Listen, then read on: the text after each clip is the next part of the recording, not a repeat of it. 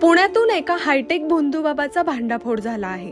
भक्तांच्या मोबाईलमध्ये छुपे ॲप इन्स्टॉल करून त्यांच्यावर पाळत ठेवून त्यांना ब्लॅकमेल करत पुरुषांबरोबर अनैसर्गिक कृत्य करणाऱ्या प्रसाद बाबाला पोलिसांनी बेड्या ठोकल्या आहेत। बाबा नाही भोळा, त्याचा तुमच्या खाजगी क्षणांवर डोळा।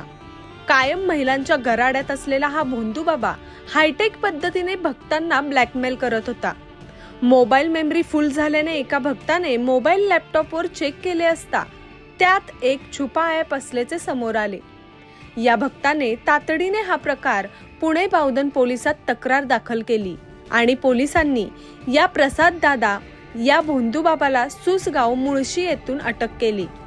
या छुप्या ॲपद्वारे गोपनीय माहिती मिळवून भक्तांना ब्लॅकमेल करत त्यांच्याबरोबर अश्लील कृत्य आणि वेश्यागमनास प्रवृत्त केल्याचा गंभीर आरोप या प्रसाद बाबा उर्फ प्रसाद भीमराव तामदार यांच्यावर करण्यात आले।